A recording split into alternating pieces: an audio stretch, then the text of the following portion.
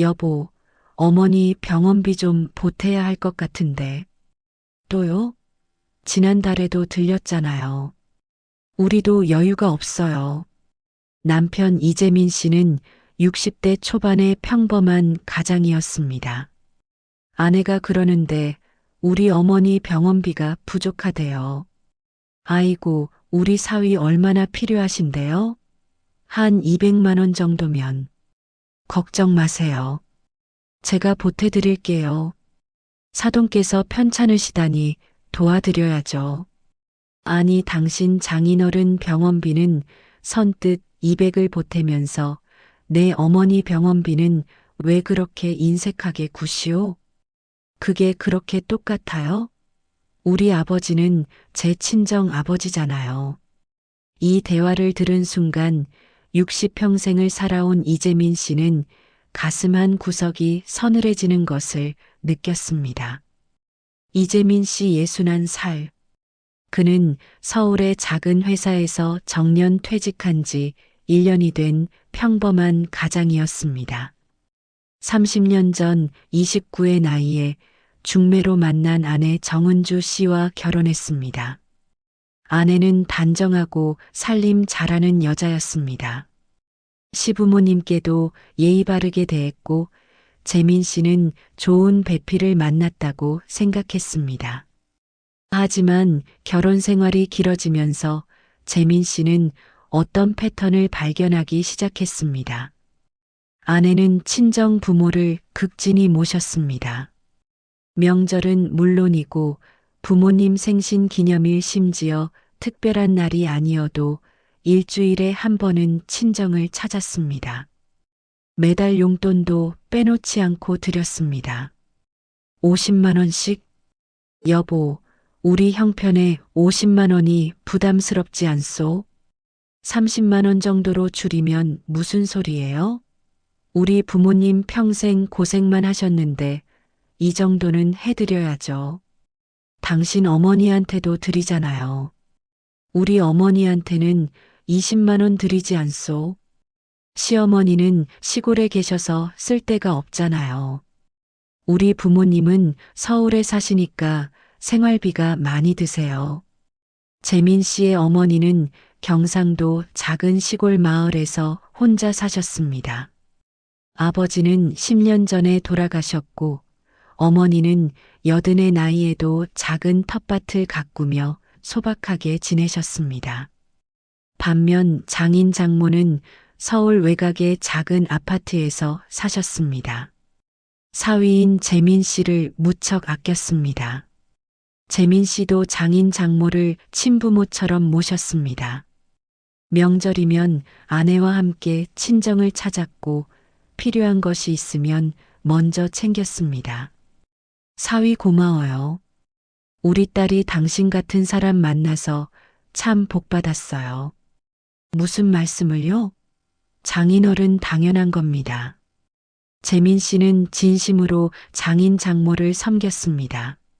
하지만 세월이 흐르면서 마음 한 구석이 불편해지기 시작했습니다. 아내는 친정 부모에게는 지극정성이었지만 시어머니에게는 그렇지 않았습니다. 여보, 이번 추석에는 우리 어머니 계신 곳에 먼저 갔다가 처가에 가면 어떻겠소? 무슨 소리예요? 추석은 원래 친정 가는 날이잖아요. 시골은 다음에 가면 되죠. 다음에는 또 언제요? 우리 어머니도 나이가 드셨소. 자주 뵈어야 하지 않겠소. 그럼 당신 혼자 다녀오세요. 나는 우리 부모님 뵙고 올게요. 결국 재민 씨는 혼자서 시골 어머니를 찾아뵙곤 했습니다. 어머니는 아들이 혼자 온 것을 보고도 아무 말씀 않으셨습니다. 다만 조용히 아들의 손을 잡으며 말씀하셨습니다. 괜찮다 아들아. 며느리도 바쁠 텐데 내가 이렇게 와주는 것만으로도 고맙다. 어머니의 그 말이 재민 씨의 가슴을 더 아프게 했습니다. 세월은 빠르게 흘렀습니다. 재민 씨는 회사에서 성실하게 일하며 가족을 부양했습니다. 아들 하나, 딸 하나를 대학까지 보냈고 아이들은 각자의 길을 걷고 있었습니다. 아들은 결혼해서 분가했고 딸은 해외에서 직장 생활을 하고 있었습니다. 재민 씨가 예순이 되던 해 회사에서 명예퇴직을 권유받았습니다. 퇴직금으로 3억 원을 받았습니다. 적지 않은 돈이었지만 노후 자금으로는 넉넉하지 않았습니다. 여보, 이 돈은 우리 노후를 위해 잘 관리해야 하오. 함부로 쓰지 맙시다. 알아요. 걱정하지 말아요. 하지만 얼마 지나지 않아 아내가 조심스럽게 말을 꺼냈습니다. 여보, 우리 아버지가 지병이 악화되셔서 수술을 받아야 한대요. 그래요. 얼마나 드는데요? 1,000만 원 정도 필요하대요. 그 정도면 우리가 도와드려야겠소. 재민 씨는 흔쾌히 1,000만 원을 보탰습니다. 장인 어른의 건강이 우선이었으니까요. 그로부터 석 달 후 시골 어머니에게서 전화가 왔습니다. 재민아, 미안한데 엄마가 무릎 수술을 해야 할 것 같구나. 어머니 수술이요? 얼마나 드는데요? 800만 원 정도래. 미안하다 아들아. 엄마가 돈을 모아뒀어야 했는데. 아니에요. 어머니, 제가 드릴게요. 걱정하지 마세요. 재민 씨는 집에 돌아와 아내에게 말했습니다. 여보, 우리 어머니가 무릎 수술을 하셔야 한대요. 800만 원 정도 필요하다고 하시는데, 그런데 아내의 반응은 달랐습니다. 800만 원요. 지금 우리 형편에 그 돈을 어떻게 내요? 아까 우리 아버지 수술비로 1천만 원 썼잖아요. 그래도 어머니 수술인데 어떻게 안 할 수가 있어? 시어머니는 건강보험되잖아요. 본인 부담금만 내면 되지 않아요? 800만 원이면 너무 많은 것 같은데. 건강보험되어도 비급여 항목이 있다고 하셨소. 그래도 너무 많아요. 우리 부모님은 서울에서 생활비가 많이 드는데 시어머니는 시골에서 돈 쓸 데도 없잖아요. 좀 줄여서 하시면 안 될까요? 재민 씨는 할 말을 잃었습니다. 당신 지금 무슨 말을 하는 거요? 우리 어머니 수술인데 비용을 줄이라고요? 아니, 그게 아니라 우리도 형편이 어려우니까 좀 절약해서 하시면 좋겠다는 거죠. 장인 어른 수술할 때는 1,000만 원도 흔쾌히 했으면서 우리 어머니는 800만 원도 아까워요. 그게 그렇게 똑같아요? 우리 아버지랑 시어머니랑은 다르죠. 재민 씨는 더 이상 말을 하지 않았습니다. 그냥 혼자서 800만 원을 마련해 어머니께 보내드렸습니다. 그 후로도 비슷한 일들이 반복됐습니다. 장모가 백내장 수술을 받을 때는 아내가 먼저 500만 원을 보탰습니다. 재민 씨도 반대하지 않았습니다. 하지만 시어머니가 낙상으로 입원하셨을 때 아내는 당신이 알아서 하세요라며 무관심했습니다. 재민 씨는 혼자서 병원을 오가며 어머니를 간병했습니다. 아내는 친정 부모님이 편찮으셔서라는 이유로 한 번도 병문안을 오지 않았습니다. 그해 겨울 장인이 갑자기 쓰러지셨습니다. 뇌졸중이었습니다. 여보, 우리 아버지가 쓰러지셨대요. 빨리 병원으로 가요. 재민 씨는 아내와 함께 급히 병원으로 달려갔습니다. 장인은 중환자실에 계셨습니다. 다행히 생명에는 지장이 없었지만 재활 치료가 필요했습니다. 사위 미안해요. 이런 일로 폐를 끼치네요. 무슨 말씀을 장인어른? 제가 모셔야죠. 재민 씨는 성심성의껏 장인을 간병했습니다. 병원비도 절반 이상을 부담했습니다. 2천만 원이 넘는 돈이었습니다. 아내는 고마워했습니다. 여보, 정말 고마워요. 당신이 아니었으면 어떻게 했을지 몰라요. 당연한 일이요. 장인 어른은 나에게도 아버지시니까. 그런데 바로 그 이듬해 봄 시골 어머니가 갑자기 쓰러지셨습니다. 이웃 어르신이 급히 연락을 주셨습니다. 재민아, 내 어머니가 쓰러지셔서 병원에 계신다. 재민 씨는 황급히 시골로 내려갔습니다. 어머니는 심근경색으로 응급실에 계셨습니다. 우리 아들 왔구나. 다행히 적기에 치료를 받아 생명에는 지장이 없었습니다. 하지만 입원 치료와 재활이 필요했습니다. 재민 씨는 아내에게 전화했습니다. 여보, 어머니가 쓰러지셨소? 심근경색이라고 하는데 입원하셔야 할 것 같소? 아이고, 걱정이네요. 알았어요. 제가 집 정리하고 갈게요. 하지만 아내는 오지 않았습니다. 여보, 미안해요. 우리 엄마가 갑자기 허리를 다치셔서 제가 간병을 해야 해서요. 먼저 가 계세요? 장모님이 허리를 다치셨다고요? 심한가요? 네. 꽤 아프신가 봐요. 제가 당분간 친정에 있어야 할 것 같아요. 재민 씨는 혼자서 어머니를 간병했습니다. 병원과 시골집을 오가며 한 달을 보냈습니다. 아내는 그 한 달 동안 단 한 번도 병문안을 오지 않았습니다. 병원비는 1,500만 원이 들었습니다. 재민 씨는 퇴직금에서 남은 돈으로 병원비를 냈습니다. 어머니가 퇴원하는 날 재민 씨는 어머니를 모시고 시골집으로 돌아왔습니다. 아들아, 정말 고생 많았다. 미안하구나. 무슨 말씀을요? 어머니, 제가 당연히 해야 할 일인걸요. 며느리는 바빴구나. 네. 장모님이 편찮으셔서요. 어머니는 더 이상 묻지 않으셨습니다. 하지만 그 눈빛에는 깊은 서러움이 담겨 있었습니다. 서울로 돌아온 재민 씨는 아내에게 조심스럽게 말을 꺼냈습니다. 여보, 앞으로는 우리 어머니도 좀 더 자주 찾아뵈보면 좋겠소. 무슨 소리예요? 저도 시어머니 찾아뵙고 싶지만 제 부모님도 챙겨야 하잖아요. 그렇지만 당신 친정은 일주일에 한 번씩 가시면서 우리 어머니는 1년에 몇 번 가지 않소? 시어머니는 시골에 계시잖아요. 가려면 시간이 오래 걸리고 그리고 우리 부모님이 더 연세가 많으시니까 먼저 챙겨야죠.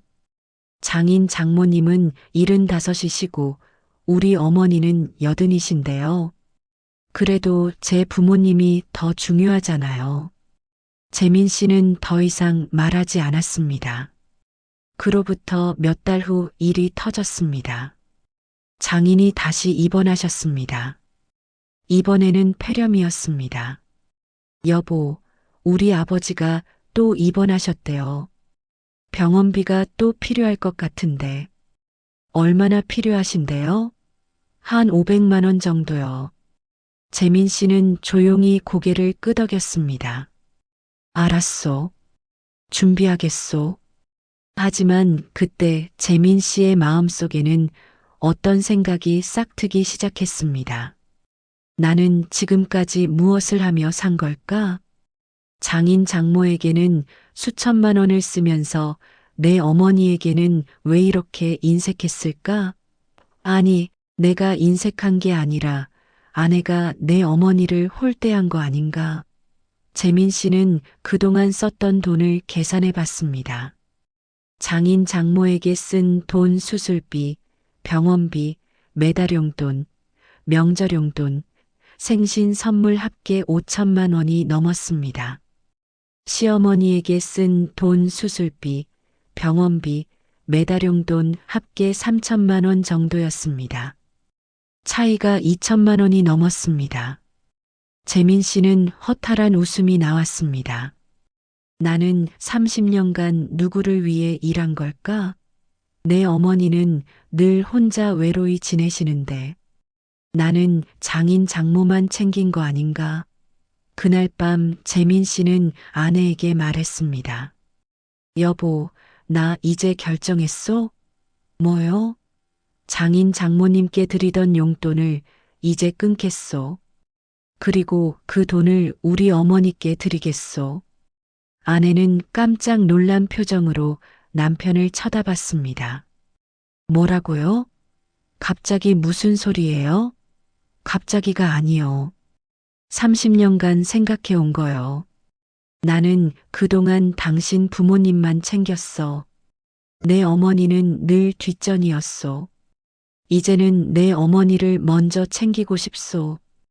당신 지금 정신이 있어요? 우리 부모님은 어떡하라고요? 당신이 챙기시오. 당신 돈으로? 제 돈으로요? 저는 수입이 없잖아요. 그럼 일을 하시오. 아니면 친정 부모님께 이해를 구하시오. 나는 이제 내 어머니께 효도하고 싶소. 아내는 얼굴이 새빨개져서 소리쳤습니다.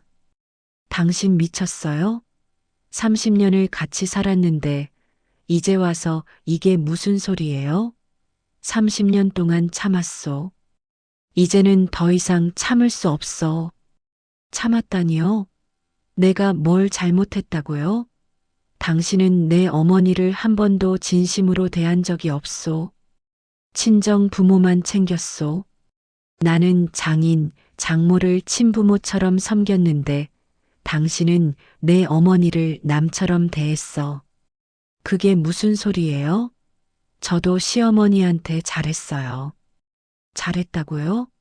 어머니가 입원하셨을 때 단 한 번도 병문안 안 왔잖소. 명절에도 우리 어머니는 혼자 두고 친정만 갔소. 아내는 할 말을 잃었습니다. 그건 이제 나도 내 어머니를 챙기겠소. 당신이 이해 못하겠다면 우리 각자의 길을 가는 것도 생각해 봐야 할 것 같소. 각자의 길이요? 설마 이혼하자는 거예요? 필요하다면 그것도 고려하겠소. 아내는 눈물을 흘리며 방으로 들어갔습니다. 재민 씨는 혼자 거실에 앉아 깊은 한숨을 쉬었습니다. 다음 날부터 재민 씨는 행동에 옮겼습니다. 장인 장모께 드리던 용돈 50만 원을 끊었습니다. 대신 시어머니께 50만 원을 보내드렸습니다. 아내는 발끈했습니다. 당신 정말 이럴 거예요? 그렇소. 그럼 나는 어떡해요? 우리 부모님은 그 돈으로 생활하셨는데 당신이 알아서 하시오.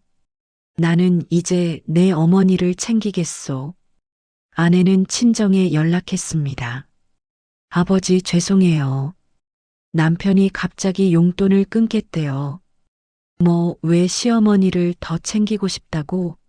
장인은 잠시 침묵하더니 말했습니다. 그래.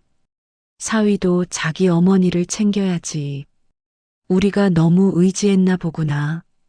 아버지 괜찮다. 우리도 국민연금 있고 아버지가 아르바이트라도 할게. 걱정하지 마라. 뜻밖에도 장인은 사위를 이해했습니다. 하지만 아내는 납득하지 못했습니다. 여보, 우리 아버지가 아르바이트를 하신대요. 75 나이에. 그건 안타까운 일이요.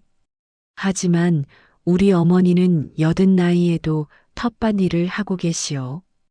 그게 똑같아요? 똑같소.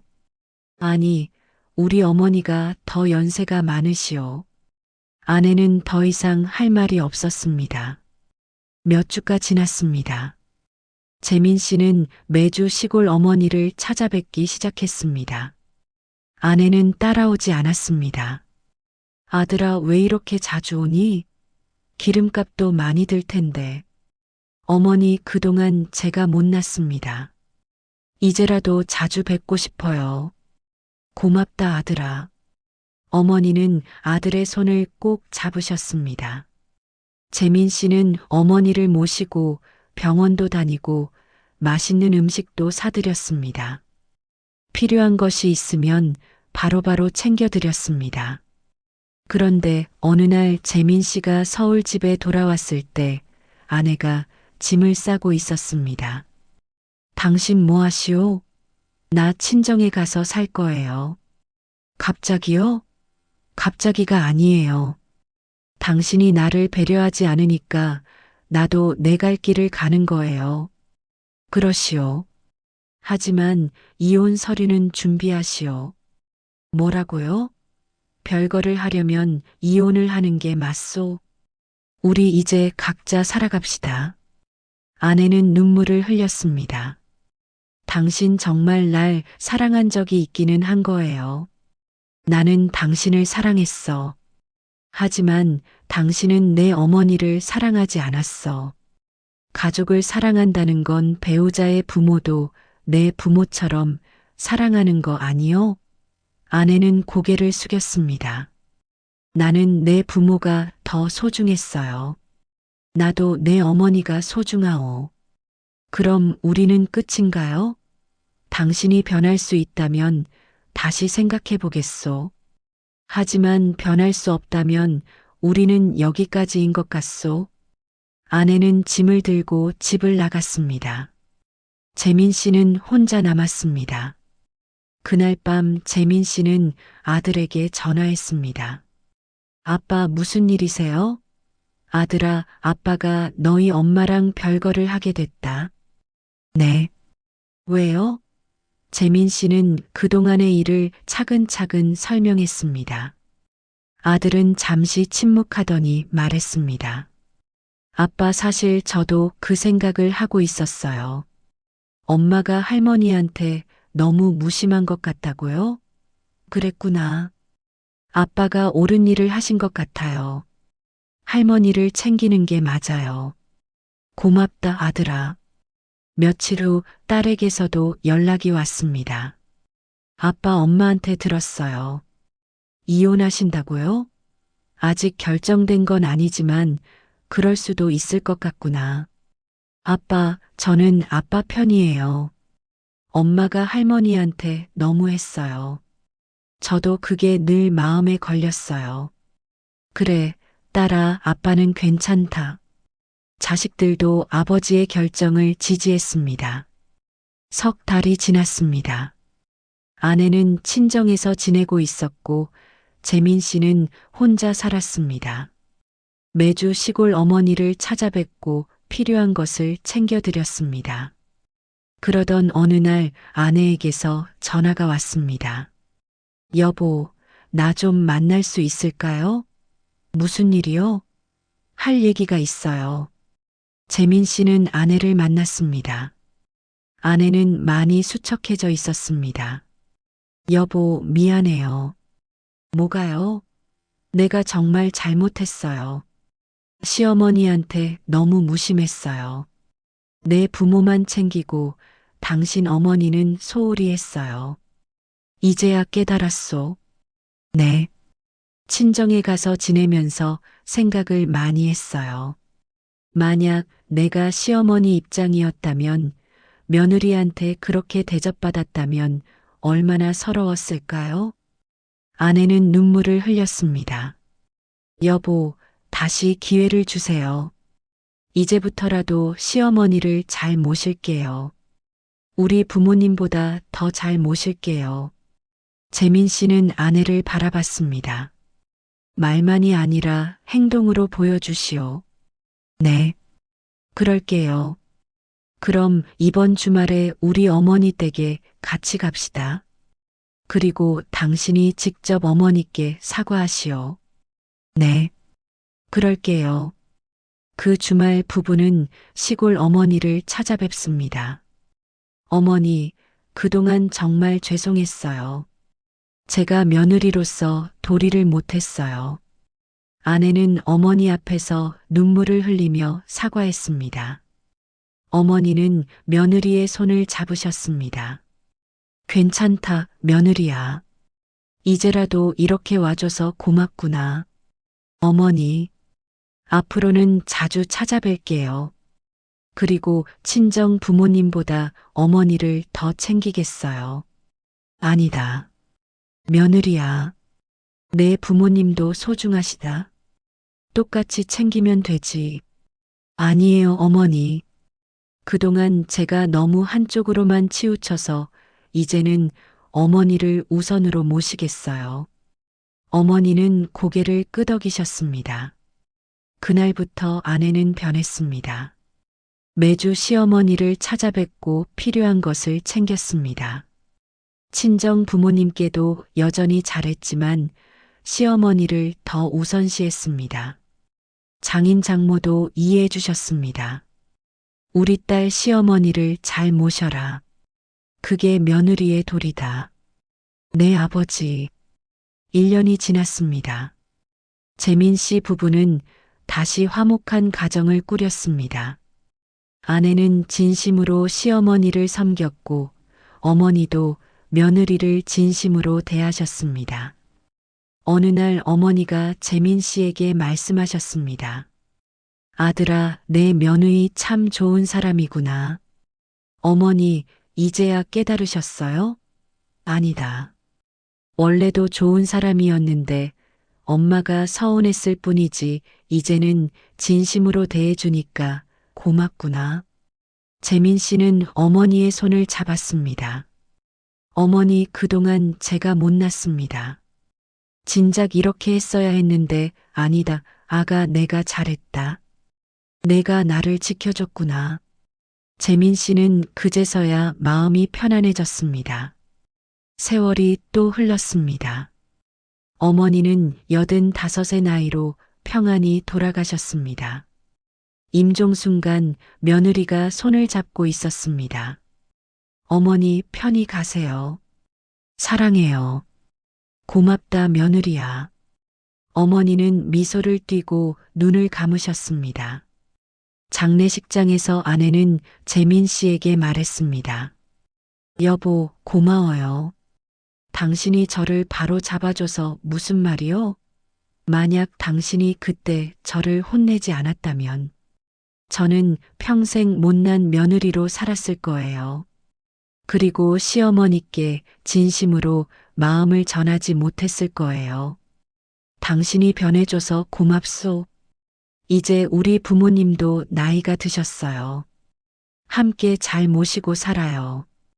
그럽시다. 부부는 서로를 꼭 안았습니다. 재민 씨는 깨달았습니다. 가족이란 한쪽으로 치우치지 않고 모두를 균형 있게 사랑하는 것이라고. 부모님은 누구에게나 소중한 존재이고 배우자의 부모도 내 부모처럼 대해야 한다고.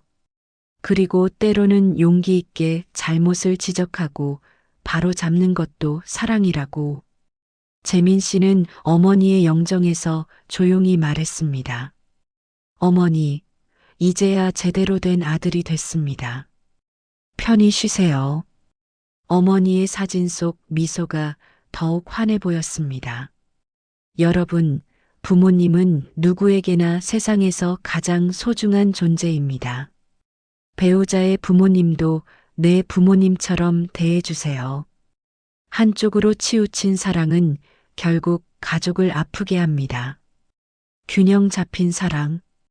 그것이 진정한 가족의 모습입니다. 부디 여러분도 그러하길 바랍니다.